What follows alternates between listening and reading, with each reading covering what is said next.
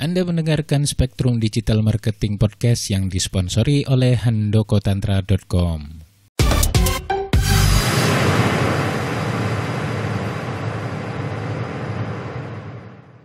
Bismillahirrahmanirrahim. Assalamualaikum warahmatullahi wabarakatuh.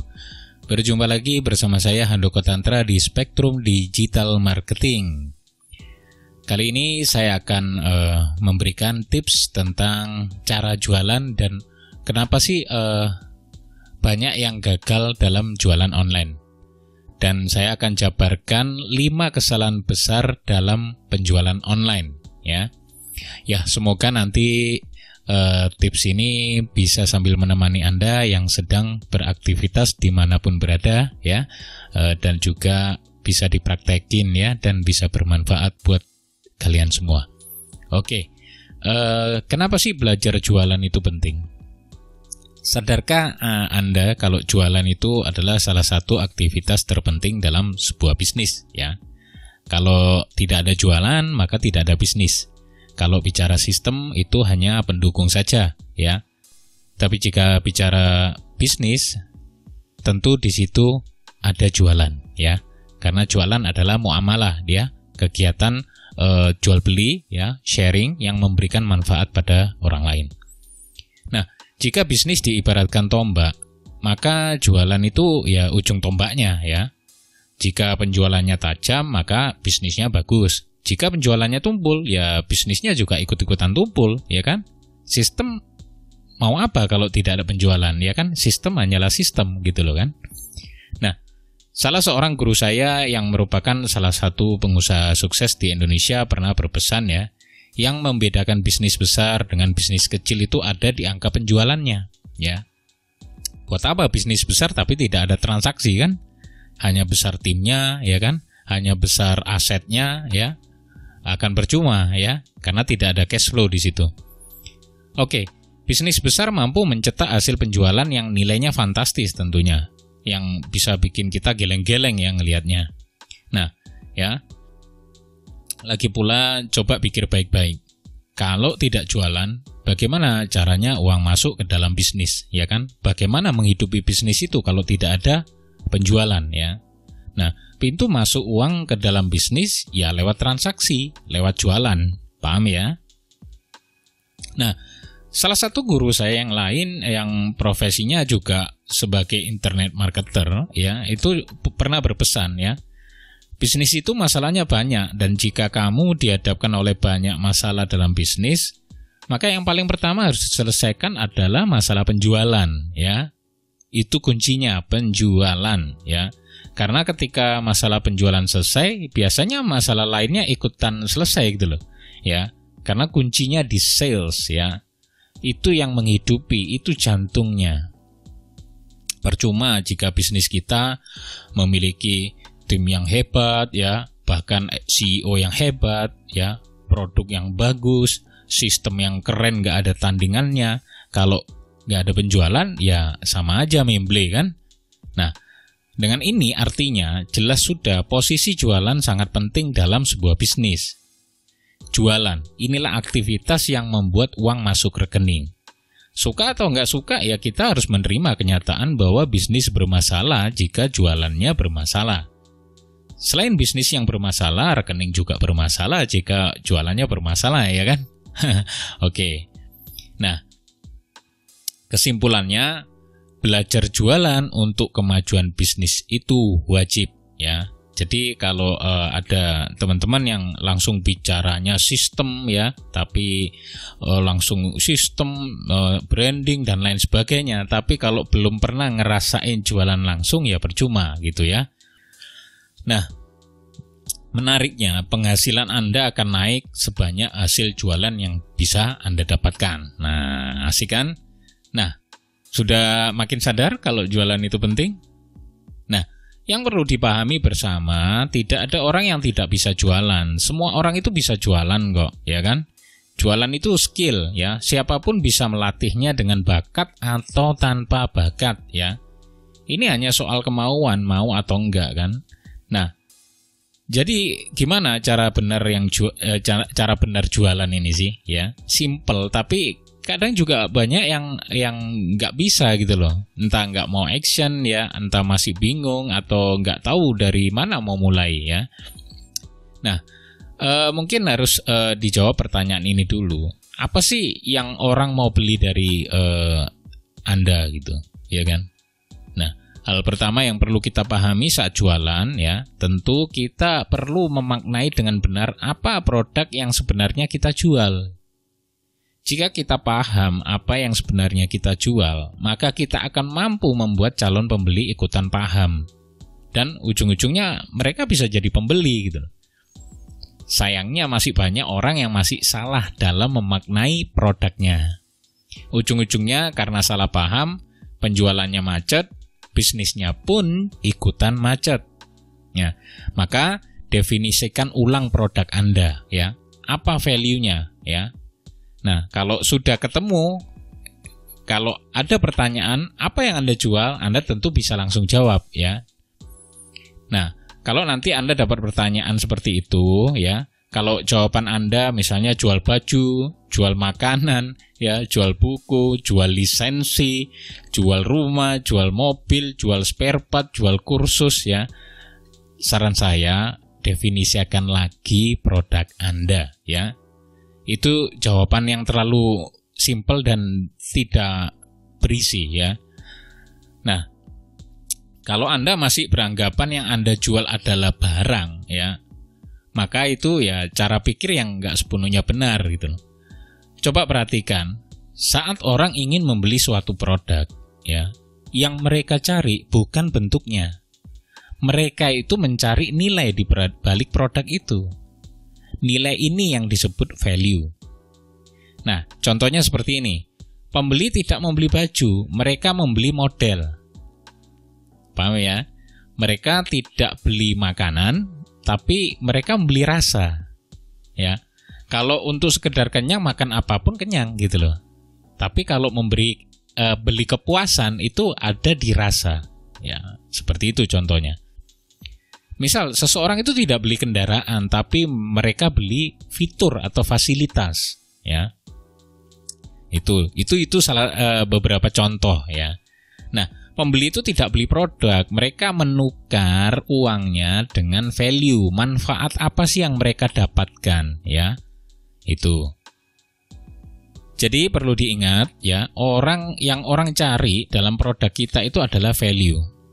Ya, terkadang value juga bisa memang disebut manfaat ya, atau itu sebenarnya nilai ya artinya. Bisa juga nanti menjadi manfaat. Tapi sayangnya kebanyakan penjual hanya menyodorkan produknya bukan manfaatnya. Padahal yang dicari pembeli adalah manfaat. Ya pantas kalau jualannya nggak laku-laku ya. Nah, pada dasarnya orang-orang ingin masalahnya selesai, keinginannya terpenuhi, kebutuhannya tercukupi. Nah, ini yang mereka tukar dengan uang. Mereka nggak mencari barang murah atau barang diskon, barang cuci gudang, barang gratisan, ya, bukan. Yang mereka cari adalah value atau manfaat yang ada dari produk yang kita tawarkan. Jadi, jangan terjebak dalam bentuk produk, ya. Temukan value produk kita dan tawarkan kepada mereka yang membutuhkan, ya. Paham ya? Jelas di sini? Nah, sekarang gimana sih menemukan value dari produk Anda? Ya, saya akan kasih beberapa pertanyaan ya. Yang ini perlu Anda jawab deh. Nah, silakan teman-teman catat ya. Nanti silakan dibuat jawabannya sendiri-sendiri sesuai dengan produknya. Yang pertama adalah sebutkan 5 kelebihan produk Anda dibanding produk sejenis dari kompetitor. Ya, apa value dari brand Anda atau produk Anda? Yang kedua adalah apa sih masalah yang bisa diselesaikan oleh produk Anda? Yang ketiga, apa sih keinginan pembeli yang terpenuhi setelah membeli produk Anda? Yang keempat, apa sih ketakutan terbesar pembeli yang hilang setelah memiliki produk Anda? Jadi kalau pembeli itu punya ketakutan, setelah pakai produk Anda, mereka tidak ada rasa ketakutan lagi. Ya, paham ya di sini? Nah, yang kelima adalah apa sih impian terbesar pembeli yang bisa diwujudkan oleh produk Anda? Nah, temukan jawabannya. Kalau jawabannya pas, pasti ada value di situ, di jawaban Anda itu. Nah, kalau sudah begitu, ya udah saatnya jualan, ya kan? Nah, sekarang kita bahas poin pentingnya, ya. Ada 5 kesalahan besar dalam penjualan online yang paling sering dilakukan, ya. Ini bahkan nggak hanya pemula, ya, yang sudah malang melintang pun juga masih banyak yang melakukan hal ini. Kadang pun saya juga, ya, terlalu lengah juga kadang melakukan kesalahan-kesalahan itu, ya. Nah, berdasarkan pengamatan saya, ya, dari pengalaman juga, ada 5 hal yang membuat sebuah penjualan itu tidak menghasilkan transaksi. Nah, jika 5 hal ini dilakukan, yaitu kita hanya akan dapat capeknya aja, ya, jualan nggak laku-laku, ya. Ada yang nanya tapi nggak closing-closing, sering nggak ngalami, dan hal-hal yang tidak diinginkan lainnya. Nah, saya menyebutnya inilah kesalahan-kesalahan paling utama, ya. Yang pertama adalah salah bidik, ya. Apa itu salah bidik? Salah bidik itu intinya menawarkan produk bukan pada target market, ya, tidak pada orang yang tepat. Pernah nggak merasa saat promosi tidak ada satupun yang merespon? Ayo, banyak kan? Oke, jangankan dapat pembeli, yang tanya aja nggak ada. Sering nggak ngalami? Atau pernah nggak sih Anda merasa produknya sudah keren, penawarannya udah mantep, ya, copywritingnya gila-gilaan lah, terus cara jualannya udah bener juga gitu. Anda juga memberikan bonus yang menggiurkan, ya, yang relevan dengan produk yang Anda jual. Dan intinya penawarannya menggetarkan jiwa. Tapi saat jualan hasilnya krik, alias nggak ada yang peduli. No one care, ya kan? Pernah? Nah, jika itu yang pernah Anda alami, itu artinya Anda sedang menawarkan produk Anda ke orang yang salah, ya. Atau ke tempat yang salah, ke kolam yang salah, ya. Anda sedang berusaha menjual produk Anda ke orang yang tidak peduli dengan apapun yang Anda jual, gitu loh, ya. Orang yang Anda tawari tidak cuek sebenarnya, hanya saja mereka tidak respon karena mereka memang tidak ada niat untuk mengkonsumsi produk Anda, ya. Produk Anda bukan yang mereka cari, gitu loh. Nah, disadari atau tidak, setiap produk punya target pasar masing-masing yang spesifik. Produk mahal ada pasarnya tersendiri, ya kan? Produk murah juga ada marketnya sendiri, gitu loh. Ada produk khusus pria, ya kan? Ada produk khusus wanita. Ada produk untuk usia tertentu, ada produk untuk kondisi tertentu. Beda produk, beda target market, ya. Karena itu, juallah produk Anda ke orang-orang yang mungkin memiliki minat terhadap produk tersebut, ya. Ini basic lah sebenarnya, ya, yang seharusnya ketika Anda jualan itu sudah langsung dipraktekin, ya. Jadi nggak asal kebiak uyah gitu, ya, atau langsung pokoknya tawarin ke semua orang, ya. Itu akan capek sekali. Nah, intinya jangan pernah jual sesuatu ke orang yang tidak ada minat terhadap produk Anda. Ya, kita harus sadar semua orang bukan calon pembeli kita memang. Kita tidak bisa menawarkan produk kita ke semua orang atau ke sembarangan orang, ya. Jika Anda menawarkan ke semua orang, itu artinya Anda tidak menawarkan ke siapapun. Nah, sebaliknya, jika Anda tahu siapa target pasar Anda dan Anda menawarkan produk Anda ke mereka, itu akan memudahkan Anda menuju closing. Ya, menjual ke orang yang bukan targetnya itu susah-susah gampang, ya. Tapi kalau Anda jualan ke orang yang sudah punya interest atau tertarik, ya jelas lebih mudah, ya kan? Karena ibaratnya kamu menjual ke sini tapi yang kamu juali itu yang sedang butuh loh. Enak toh? Mana pilihan Anda? Nah, sekarang apa solusinya kalau gitu? Ayo. Yang pertama adalah tentukan dengan spesifik siapa target market Anda, ya. Semakin detail semakin bagus, ya, semakin rinci gitu. Misalnya berapa umurnya, apa pekerjaannya, jenis kelaminnya, terus dia gaya hidupnya seperti apa, terus cara pengambilan keputusannya, karakternya, ya kan, daya belinya mungkin, ya kan, kalau untuk produk-produk dengan harga mahal ya. Kemudian yang kedua adalah pikirkan tempat di mana mereka berkumpul. Ya, ini cari kolamnya. Ya, bisa online, bisa offline sih, ya kan. Apa nama komunitas mereka misalnya? Mungkin halaman Facebook apa yang mereka ikuti di Facebook misalnya, ya kan. Mungkin siapa tokoh kesukaan mereka, ya kan. Siapa panutan mereka, ya. Cari sampai dapat. Nah, setelah dapat, ya itulah target market Anda gitu kan. Kemudian yang kedua adalah mengabaikan faktor T. Nah, apa ini? Faktor T, penasaran? Tenang, saya masih tetap lanjutkan di sini kok, ya. Faktor T yang dimaksud di sini adalah trust atau kepercayaan. Sebelum belajar teknik-teknik jualan ini itu atau belajar strategi buat jualan laris manis, coba sejenak tanyakan ke diri Anda. Apakah saat menjual sesuatu, Anda sudah berusaha mendapatkan kepercayaan prospek Anda? Ya, jawab itu ya. Banyak yang ingin jualannya laris manis, tapi tidak sedikit yang mengabaikan trust.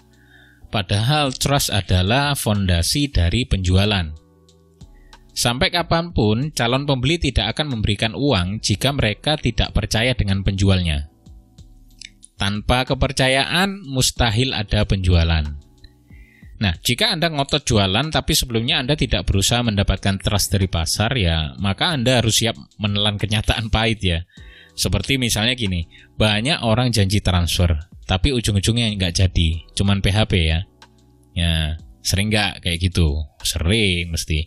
Ya, atau pembeli hanya bertanya berapa harganya, setelah itu nggak ada kabar lagi, ya kan? Nah, sering nggak? Sebaliknya, jika calon pembeli ini punya trust kepada Anda, maka Anda tidak perlu promosi yang bombastis. Cukup sedikit memberi info, maka akan closing. Produk yang mahal akan tetap terjual. Mereka membeli lebih banyak ya. Bahkan mereka akan memaafkan sedikit kesalahan Anda jika mereka sudah percaya dengan Anda. Misal Anda salah kirim barang ukuran, itu nggak jadi masalah buat mereka. Karena mereka sudah punya kepercayaan kepada Anda ya. Nah, jadi tugas pertama Anda sebelum mulai jualan ya, salah satunya adalah mendapatkan trust calon pembeli. Nah, kalau sekarang masih belum Anda lakukan atau belum mendapatkan trust, apa solusinya? Nah, yang pertama ya, berikanlah manfaat ke pasar sebelum mulai jualan ya. Berikan value ya, istilahnya value. Intinya kalau mereka ketemu brand Anda ya, mereka itu sudah dapat manfaat dulu ya. Itu intinya. Yang kedua adalah PDKT dulu dengan prospek sebelum mulai promosi ya. Jangan dikit-dikit langsung promosi pada orang yang tidak kenal, susah. Gimana mau beli ya kan, kenal aja enggak kan gitu. 3. Jalin interaksi yang konsisten dengan mereka ya. Jangan muncul pas ada maunya aja ya. Itu. Yang keempat adalah utamakan kenyamanan calon pembeli. Jangan maksa, jangan mekso saat nawar ya. Yang kelima adalah kumpulkan testimoni kepuasan pembeli Anda sebelumnya ya. Jadi testimoni itu penting ya. Karena testimoni itu bentuk social proof yang membuktikan Anda itu bisa dipercaya. Nah, produk Anda bisa dipercaya. Kemudian yang keenam adalah bangun personal brand yang baik ya. Itu sudah pasti itu ya. Kita harus membangun personal brand ya. Kemudian yang ketiga adalah salah media dan salah caranya. Maksudnya apa? Maksudnya adalah promosi ya di tempat yang tepat gitu loh. Media yang tepat. Di Indonesia ini nggak ada sih media promosi yang terbaik ya. Yang ada adalah media promosi yang tepat. Tepat artinya bisa menghubungkan kita dengan target pasar ya. Percuma jika kita promosi tapi targetnya nggak tahu penawaran kita. Bener nggak? Ya kan? setiap pasar punya media kesukaan. Ya, ada target pasar yang suka nonton TV. Ya, artinya promosi di media TV adalah keputusan yang tepat. Dan ini macam-macam. Ada yang suka baca koran, ada yang suka buka Facebook, ya kan? Ada yang suka mainan Instagram, ya kan? Ada yang suka berkomunikasi dengan misalnya WhatsApp, ya kan? Intinya beda pasar, beda media promosi lah. Kesalahan ketiga yang dilakukan banyak orang saat jualan adalah mereka terlalu memaksakan menggunakan media yang bahkan itu tidak digunakan oleh target pasarnya. Nah, setiap pasar punya media favorit. Nah, tugas kita nanti promosi di sana. Misal, orang ini kalau cari sesuatu, misalnya cari tentang produk ini, seringnya nyari di Google. Maka mau nggak mau, teman-teman juga harus ada di Google supaya bisa ditemukan oleh mereka. Begitu. Nah, kemudian jika target pasar kita misal menggunakan WA, maka promosinya juga menggunakan WA ya. Jangan ngotot pakai Telegram ya atau pakai Messenger ya. Beda lagi ya. Kemudian misalnya target pasar target pasar kita itu suka nongkrong di Instagram. Nah, kita promo di sana bukan di Facebook ya. Jelas ya di sini ya. Nah, selain salah memilih media promosi, kesalahan yang sering dilakukan berikutnya adalah tidak paham cara mengoptimalkan media promosinya. Padahal beda media, ya beda cara promosinya juga. Kita tidak bisa menyamakan cara promo di misalnya di WhatsApp dengan Telegram. Beda ya, beda bro, beda. Nah, jika tidak optimal cara menggunakannya, ya tentu tidak optimal juga hasilnya. Ya. Nah, apa sih solusinya dari poin ketiga ini? Ya, yang pertama adalah carilah media yang paling banyak digunakan oleh target market Anda. Ya. Anda bisa melakukan riset atau melihat media promosi yang digunakan kompetitor yang menjual produk sejenis dengan Anda. Ya, ATM lah, amati, tiru, modifikasi. Boleh juga kalau itu memang bagus, Anda ATP, amati, tiru, plug. Ya. Yang kedua, pelajari cara mengoptimalkan media tersebut. Ya. Misalnya dengan baca buku atau ikut-ikut workshop ya yang bahas tentang media sosial tersebut ya. Ya keluar uang dikit nggak ada masalah lah. Yang penting untuk mendapatkan uang yang lebih banyak lagi ya kan gitu. Kemudian yang keempat adalah terlalu berharap dari prospek yang sedikit jumlahnya. Maksudnya apa ini bos? Nah gini, jika ingin menambah angka penjualan ya rumusnya itu mudah. Jawabannya adalah perbanyak saja prospeknya ya, perbanyak list ya. Jualan ke 10 orang itu hasilnya berbeda dengan jualan ke 1000 orang ya. Apalagi kalau poin-poin sebelumnya terpenuhi loh, ya kan? Masuk akal kan ya. Nah, sayangnya kesalahan banyak orang adalah mereka ingin mendapatkan hasil banyak padahal prospeknya sedikit ya. Inilah nanti ujung-ujungnya jadi baper lah, sakit hati dengan prospek yang janji transfer lah, jengkel dengan prospek yang cuma tanya ya, nggak beli-beli ya kan, dan lain sebagainya. Tapi coba dibalik, jika Anda punya 300 orang yang tertarik dengan produk Anda, masihkah Anda sakit hati jika ada 1 orang yang tidak jadi transfer? Ayo, pasti Anda nggak sempet lah mikir itu ya. Karena Anda udah sibuk ngurusin orderan yang masuk ya, cek-cek transferan. Oke? Nah, jadi jualan sepi bisa jadi karena prospek Anda belum banyak ya. Maka fokuskanlah untuk memperbanyak prospek ya atau list prospek Anda. Percaya, semakin banyak prospek yang Anda miliki, maka akan nanti penjualan itu akan mengikuti ya perkembangannya. Nah, kalau ini apa sih solusinya? Ya, yang pertama tentu tambah terus prospek Anda setiap hari ya. Semakin cepat Anda menambah prospek ya semakin cepat juga bisnis Anda berkembang ya. Kemudian yang kelima adalah penjualnya ragu ya. Jadi ini dari keraguan penjualnya. Disadari atau tidak, ini juga kesalahan loh yang mengakibatkan hasil penjualan nggak maksimal gitu. Apa itu? Jawabannya adalah jualannya setengah hati, ya. Padahal jika ingin dapat hasil yang banyak, jualannya nggak boleh setengah-setengah, ya. Saya percaya jualan itu adalah transfer keyakinan. Sebesar apa keyakinan penjual terhadap produknya, itu yang ditransfer ke pembeli. Saat penjual tidak yakin dengan produk yang dijualnya, maka dia tidak bisa menyampaikan pesan penjualan dengan sempurna. Yang yakin saja yang yakin saja belum tentu dapat pembeli, ya. Apalagi yang yakin. Paham kan? Oke. Ya, keyakinan terhadap produk berbanding lurus dengan hasil penjualan yang akan didapatkan. Ya.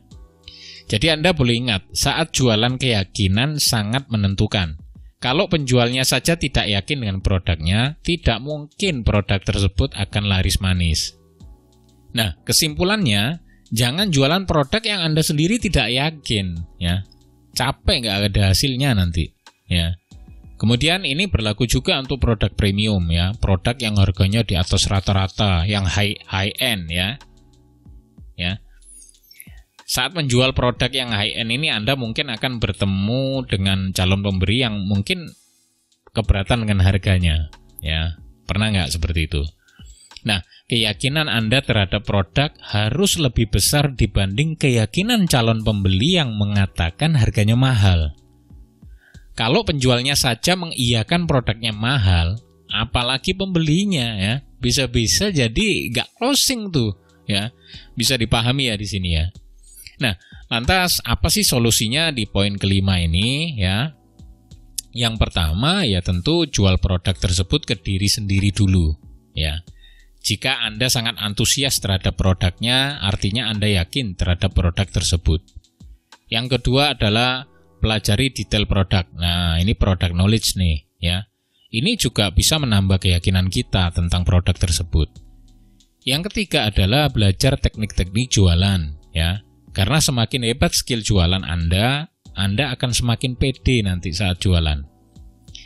Nah, itulah kira-kira 5 kesalahan besar yang sering dilakukan saat jualan online, ya.